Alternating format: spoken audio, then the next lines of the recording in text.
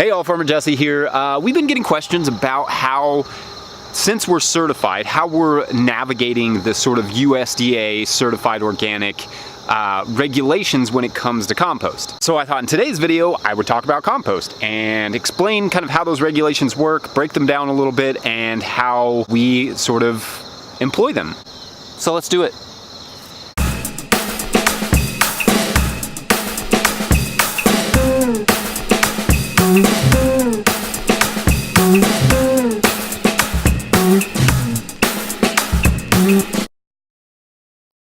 First, before we get into it, I'm not going to talk about vermicomposting here. We do vermicomposting, and I put up a video about vermicomposting and the regulations with that, and also how we set up our worm bins and how we're going to do that in the future. So go check that out. That's over at our Patreon page. Link is below, or this. All right, so I want to be clear from the beginning. You are allowed to use compost anytime you want in organic certification. The only difference is the government may define compost a little differently than you or I. First, if you want to spread decomposed plant matter, go nuts. As long as it doesn't contain prohibited substances, which are these. Primarily manure is what they're concerned with, and you can never use any sort of human manure or sewage. If you want to spread decomposed plant matter, go for it. That's not what they're talking about when they refer to compost. Basically, anything containing manure has to be composted in a very specific way according to NOP, National Organic Program Practices, I think it's program, standards. There is an exception to things that contain manure. However, let's talk about those guidelines first, the regulations. So if it contains any amount of manure, it can't, even if it's 10 years old, even if it's just, you know, your grandpa's horse manure that he's been hauling out for 20 years, if it contains manure, it needs to be composted in a specific way. And you really have two options. The first is a static pile. A static pile is kind of just like a pile of compost, right? It's essentially manure or nitrogen-rich manure of some sort, kind of layered in between carbon at a ratio of 25:1 to 40:1 carbon to nitrogen. A static pile is essentially a pile like that, and then a lot of people, I don't know that this is necessarily required, they certainly didn't require it of me when I did my own compost pile, is to have some sort of aerating device, like a PVC pipe running through there that actually pushes air into it. That's considered what is called a static pile. The other pile is windrows, just long rows of manure, of composting manure. And they have to be managed a little differently. The static pile has to get between 131 and 170 degrees Fahrenheit for 3 days in a row. That's the qualifications for a static pile to be compost. For the windrows, they must maintain that same temperature range, 131 to 170, for 15 days and be turned at least 5 times in that period. So on a small scale, it is way easier to do a static pile than a windrow, especially if you don't have a front end loader or any sort of device that's actually going to flip the compost for you.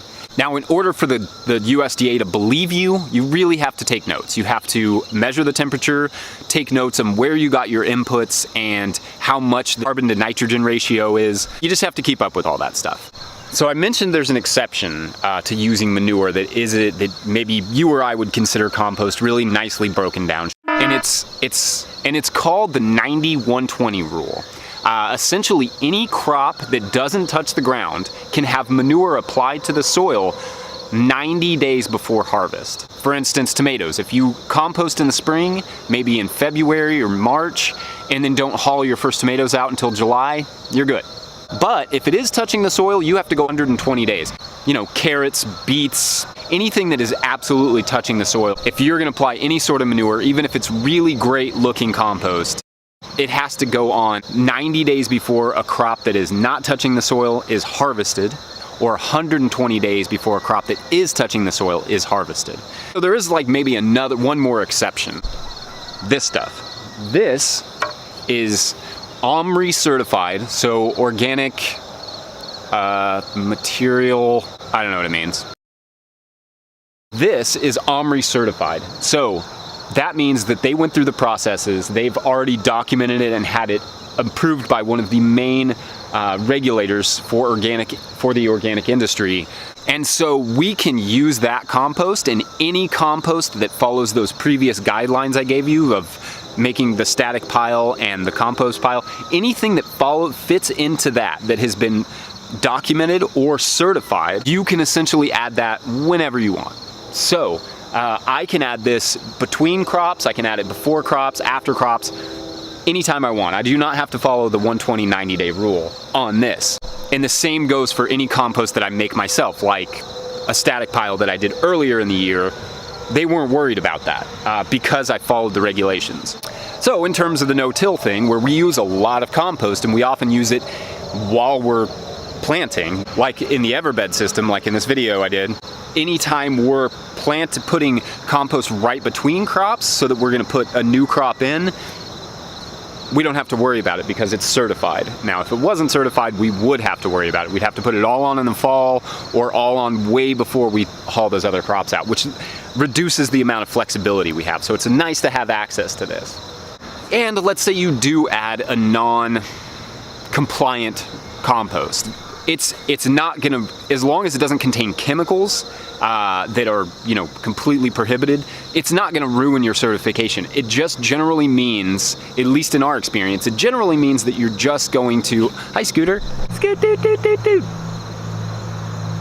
It just generally means that you're not gonna be able to sell those products as organic. I wouldn't test that too much. I wouldn't push that limit, but if you do inadvertently or maybe just out of necessity apply compost manure before the 91-20 day rule, make sure to make note of that and then, you know, talk to your organic certifier about not certifying that specific crop. Because a lot of these organic certification stuff applies to giant, you know, operations, us kind of small mom and pop things that are doing 70 different varieties of crops. Our needs and their regulations kind of don't always mesh. But in my experience, they're pretty cool about it. You know, they try to work with you. So anyway, that's about it for now. Like I said, I put up a video about vermicomposting, how we're using vermicomposting and the vermicomposting regulations over at our Patreon page. So go check that out. Link below, link here.